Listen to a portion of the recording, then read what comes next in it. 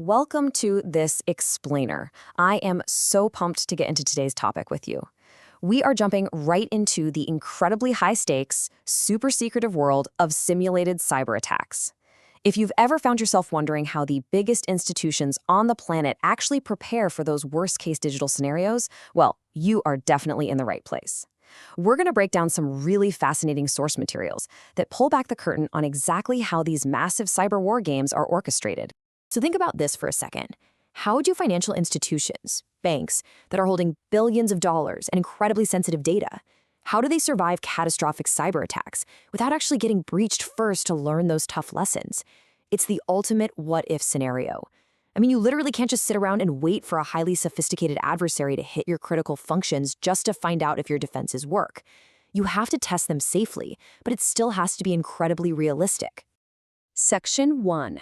The Cyber War Simulation. Okay, so to really understand how a controlled, simulated cyber war plays out right inside an organization's live systems, we have to start here.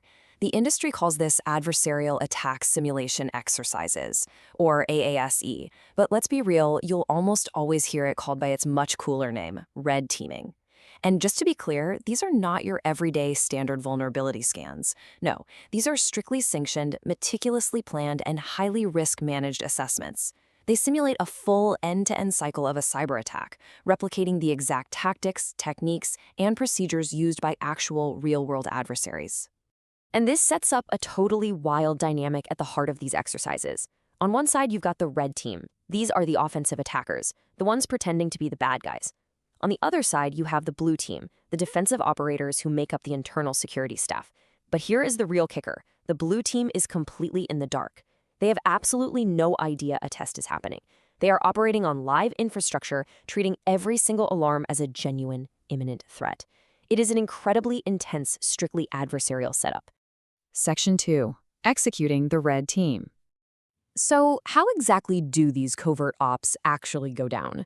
To really ground our understanding, we're pulling straight from the Association of Banks in Singapore's Red Team Guidelines. These guidelines are essentially the gold standard for understanding the methodology behind a structured attack.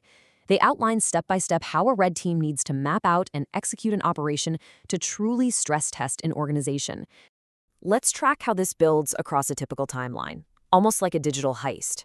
First up, the attackers start with external reconnaissance and a perimeter breach, basically finding that one tiny initial weak point to get a foothold. Next is lateral movement and internal gathering. So they've breached the outer wall, and now they're sneaking through the hallways, figuring out where the most valuable data is kept. Step 3 is privileges escalation. That's stealing the administrative keys to the kingdom. And finally, Step 4, action on objectives. This is the grand finale where they simulate exfiltrating data or entirely compromising a critical business function. But wait, what happens if the red team just gets stuck? Like, what if the blue team's perimeter defense is actually too good? Well, this introduces a really fascinating concept called concessions. A concession is basically a controlled cheat code. It's explicit, agreed-upon assistance given to the attacking team by the people running the exercise.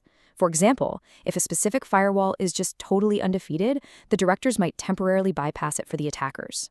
Why? Because the whole point isn't just to repeatedly test the front door, it's to see how the rest of the internal defenses hold up if the attackers actually make it inside. Section 3. Enter the purple team. Now for the major plot twist of our explainer. What happens when we shift from being pure combatants to active collaborators? Take a look at this powerful insight from the European Central Bank. They describe purple teaming as a collaborative testing activity involving both the offensive red team and the defensive blue team. This represents a massive, highly intentional shift. We are moving away from the pure secrecy of a red team test and stepping into a model of shared, transparent learning. To define it clearly, purple teaming is an evolution. Think of it as the ultimate, optimized union of your offensive and defensive forces. The blue team becomes partially or even fully aware of the red team's test. Instead of fighting in the dark, they are actively cooperating. They're sitting side by side, whether physically or virtually, working together to pinpoint weaknesses, figure out exactly how an attack slipped past a sensor, and immediately refine their defenses. This collaborative approach is such a big deal that the European Central Bank's Cyber EU framework, which stands for Threat Intelligence-Based Ethical Red Teaming, actually dedicated a specific, comprehensive set of best practices entirely to purple teaming. It is fully recognized as a vital component to maximizing the return on investment for these really expensive, complex tests. Section 4.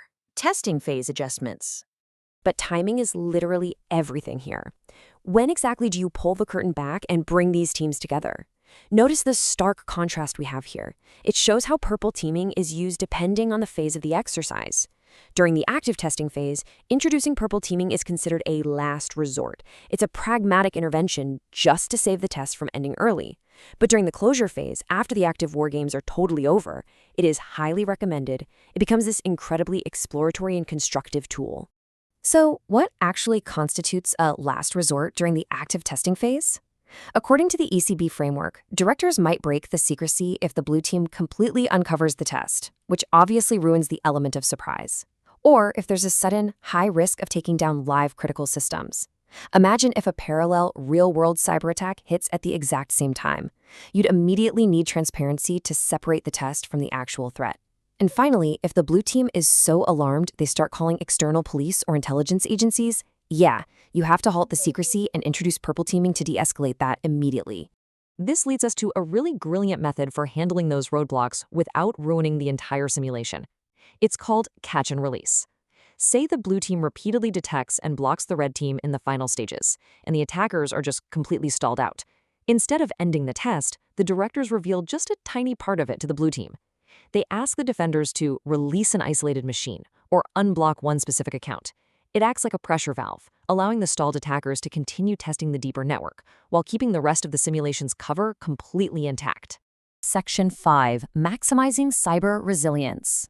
All right, so now we are in the closure phase. The dust has settled, and this is where the real lasting value of the entire cyber war simulation gets locked in. According to the ECB guidelines, a standard mandatory replay workshop, which is basically a chronological walkthrough of what happened, can be vastly expanded through purple teaming. By adding tabletop discussions and technical explorations on live systems, organizations can look at the planned attack vectors, sure, but also alternative attack vectors they didn't even have time to test. These closure activities are where the magic happens, guys. The red and blue teams collaboratively spar and review the post-game film. They run tabletop discussions exploring alternative what-if scenarios, like what if the attacker had used a completely different entry point. They do collaborative re-explorations on live systems, seeing exactly how a control reacted in real time. They might even dig into entirely new attack vectors that they dreamed up during the test, but were just too risky to try out in secret. Ultimately, the strategic benefits of evolving from a strictly adversarial approach to a collaborative one are just massive. Purple teaming fosters an incredible cooperative mindset, completely breaking down those old traditional silos between offensive and defensive teams. It leads to highly detailed, truly practical remediation plans, because both sides actually agree on what failed and why.